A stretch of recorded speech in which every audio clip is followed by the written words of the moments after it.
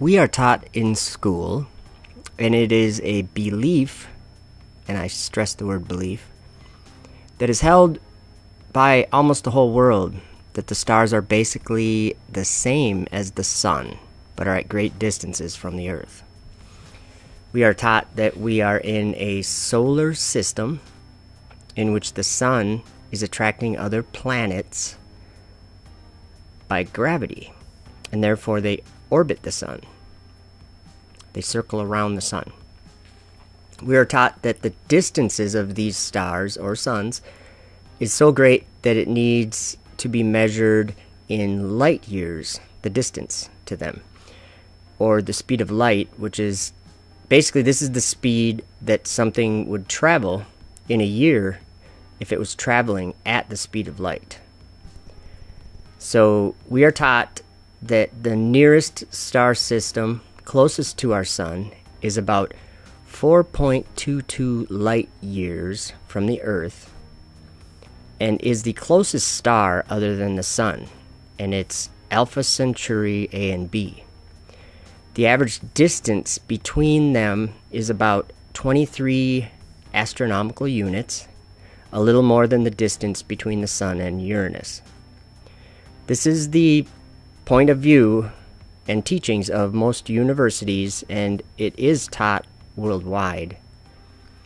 And actually, everyone that is alive today was taught this cosmology. Now, I have learned in the last few years that there is a completely different understanding, and again, I'll stress the word belief, a different understanding and belief about what the stars are and what they are doing in the night sky. And this new way of understanding is new to me and is new to most people that are in the world, but it is an understanding that to me makes much more sense, and I actually believe something other than what the universities teach. This idea that I have, this understanding, comes from ancient scriptures, such as the Bible, the Book of Enoch, and many other ancient writings. So one of the clearest chapters and writings about the makeup of the sky concerning the stars is found in Enoch, in the Book of Enoch, chapter 71. So I'm going to read that to you, and then we will discuss this different understanding of cosmology. And I'm going to call it a new understanding, because to me it's new. And I believe that to you it is probably new too. I don't think anybody had this understanding 5 years ago that was alive in the world. And now it's been revealed through these scriptures that there is another understanding, another way to look at this creation and the sky and everything, and understand it in an entirely different way than them being suns that are at a great distance. Okay, that's a theory, and I have to stress that. That is a theory that the universities are teaching about the stars. Okay? Here's Enoch chapter 71. And it came to pass after this that my spirit was translated, and it ascended into the heavens, and I saw the holy sons of God. They were stepping on flames of fire. Their garments were white, and their raiment, and their faces shone like snow. And I saw two streams of fire, and the light of that fire shone like hyacinth. And I fell on my face before the Lord of spirits. And the angel Michael, one of the archangels, seized me by my right hand and lifted me up and led me forth into all the secrets. And he showed me all the secrets of righteousness. And he showed me all the secrets of the ends of the heaven, and all the chambers of all the stars, and all the luminaries, whence they proceed before the face of the holy ones. And he translated my spirit into the heaven of heavens. And I saw there, as it were, a structure built of crystals, and between those crystals tongues of living fire. And my spirit saw the girdle which girt that house of fire, and on its four sides were streams full of living fire, and they girt that house. And round about were seraphim, cherubim, and Ophanim. And these are they who sleep not, and guard the throne of his glory. And I saw angels who could not be counted, 1,000 thousands, and 10,000 times 10,000, encircling that house. And Michael and Raphael and Gabriel and Phanuel and the holy angels who were above the heavens go in and out of that house. And they came forth from that house, and Michael and Gabriel and Raphael and Phanuel and many holy angels without number. And with them the head of days, his head white and pure as wool, and his raiment indescribable. So that's Enoch 71. And as you can tell in those writings, what was being revealed to Enoch, or at least what Enoch wrote that was being revealed to him, was the secrets of righteousness. And one of the first things he saw was 1,000 thousands of angels that could not be counted, 1,000 thousands and 10,000 times 10,000, encircling that house. Now I want to show you star trails, and I don't think I really have to explain to you what I'm believing, and I stress the word belief. I'm believing that these stars I believe they are angels, and that they are encircling that house that's on the screen right now in the center, which would be the North Star. This is a different way of understanding. So if we actually look up at the heavens and we do this type of star trail photography, which, again, this is new. No human eyes ever saw this depiction of the stars in this way until about 1930. It was the first time this was ever photographed like this. So this is a new, somewhat new understanding of what the sky is doing. Nobody ever saw this until about 1930. It's a new type of photography that shows us, it visualizes us, for us, a different thing happening in the sky.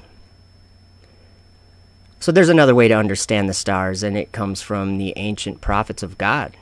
Now that was just the book of Enoch, chapter 71 that we read, but there's many prophecies concerning the knowledge about the stars, and it's foretold in the Bible. In Isaiah 43 verse 9, it says, "Let all the nations be gathered together, and let the people be assembled. Who among them can declare this, and show us former things? Let them bring forth their witnesses, that they may be justified, or let them hear and say, it is truth." Let's go over that again really quick. He asked a question. He said, who among them can declare and show us former things? What's that talking about? Isaiah 48 verse 3, "I have declared the former things from the beginning, and they went forth out of my mouth. And I showed them, I did them suddenly, and they came to pass." I'm going to give you an example of my understanding of what that verse is saying.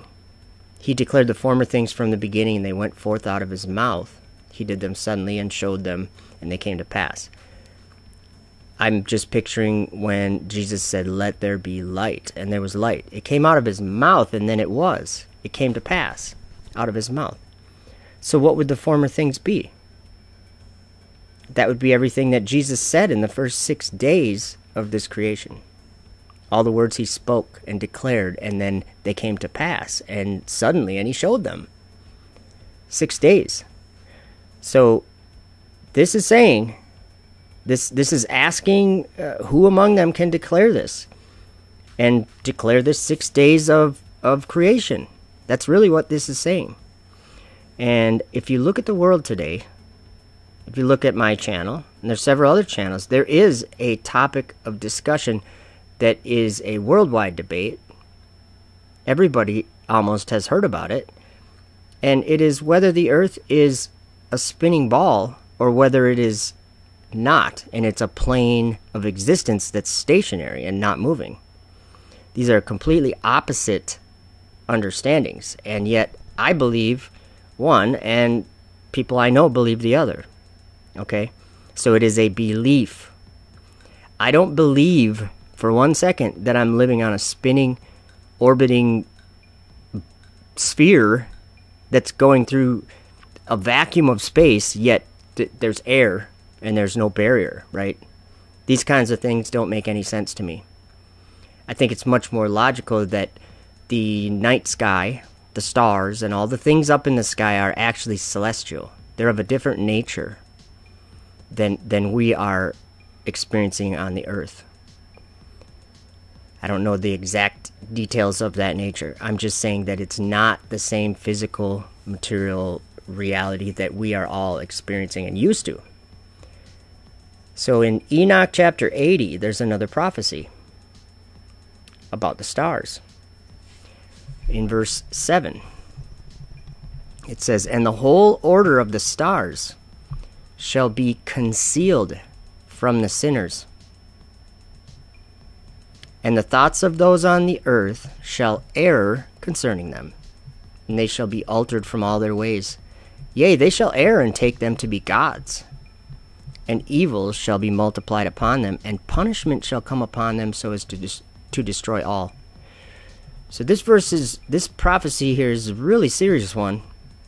It's saying that the people who are sinning in the end, that they wouldn't understand what the order of the stars was. Now, the last 5 years is when I've changed my understanding and belief about what the stars are. In the last 5 years, I've changed from believing what the world teaches and what the universities teach to believing in what the scriptures teach. And it's two completely different things. So in Enoch chapter 93, verse 10, there's a prophecy of this happening. And what I mean this happening is people having it revealed to them what the truth was, and it wouldn't be concealed from them. So the whole order of the stars shall be concealed from the sinners. But in Enoch 93 verse 10 it says, "And at its close shall be the elect righteous of the eternal plant of righteousness, to receive sevenfold instruction concerning all his creation." I think that's what's happening in the last 5 years. And actually it's even much more of a topic than just cosmology. It's actually has to do with eternal life. And now a lot of people don't like when I say that, but I'm going to quote Jesus here. When his disciples asked him what would be the signs of his return, one of the things he said was in Matthew 24 verse 14. He said, "And this gospel of the kingdom shall be preached in all the world for a witness unto all nations, and then shall the end come." So Jesus is saying that before the end comes, a gospel of the kingdom would be preached in all nations as a witness. It reminds me of Isaiah 43 when it says, "Let them bring forth their witnesses, that they may be justified, or let them hear and say, it is truth." Or in John 15 verse 27 it says, "And ye also shall bear witness, because ye have been with me from the beginning." So I don't know what all these things mean, but I know that Jesus said that we would bear witness to the truth. And in Isaiah 43 verse 9 it says that they may be justified, or let them hear and say, it is truth. So that's what I'm saying. That's what I'm here saying today, is that there's a lie, and it comes from universities, and it comes from having the truth about the stars concealed from these universities. They don't know the truth. They're teaching lies, and they believe the lies. So in Psalm 147 verse 4 it says, "He telleth the number of the stars, he calleth them all by their names." Psalm 148 verse 3 says, "Praise ye him, sun and moon. Praise him, all ye stars of light." Isaiah 14 verse 13, this is what Lucifer says in his heart. "For thou hast said in thine heart, I will ascend into heaven. I will exalt my throne above the stars of God. I will sit also in the congregation of the, or in the mount, oh, I'm sorry. I will sit also upon the mount of the congregation in the sides of the north. Daniel 8 verse 10, he's seeing a vision, and he sees something going all the way up to the stars. Daniel 8 verse 10, and it waxed great, even to the host of heaven, and it cast down some of the host and of the stars to the ground and stamped upon them. And it also says this in Daniel 12 verse 3, it says, and they that be wise shall shine as the brightness of the firmament, and they that turn many to righteousness as the stars forever and ever. And then we find out about the planets here in Jude 1 verse 13, when it says, raging waves of the sea, foaming out their own shame, wandering stars, to whom is reserved the blackness of darkness forever. So the wandering stars are imprisoned in darkness. Okay, Genesis 1 verse 16 says, and God made two great lights, the greater light to rule the day, and the lesser light to rule the night. He made the stars also. And it also says that he put them in the firmament to be for signs, seasons, days, and years. So the stars in the firmament are actually a calendar or a clock or a schedule, whatever you want to call it. It's a clock in the sky. So then in Enoch chapter 18, verse 4, it says, I saw the winds of heaven which turn and bring the circumference of the sun and all the stars to their setting. I saw the winds on the earth carrying the clouds. I saw the path of the angels. I saw at the end of the earth the firmament of heaven above. This is sounding to me like these stars are clearly commanded to go on the courses that they go. They're ordained by God to do what they do. And they ride on the path of angels. They are the path of the angels. These are angels. This is what I believe. So the sky at night, if you pay attention to it, it's changing.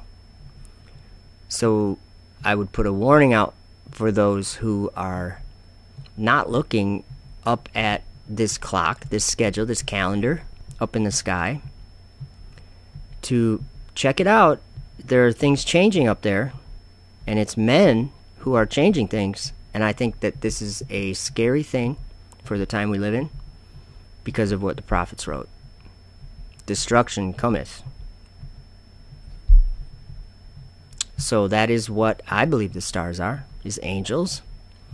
And they are circling in the firmament, which turns along with the sun and moon, circling over the earth. They're doing a circle above the flat earth. That's what I believe. So I hope you guys got some knowledge from this, or maybe you can laugh at it, do whatever you want. But I needed to share what I believe the stars are and what I used to understand them to be, which I believe now is wrong. So have a great day. Thank you for listening.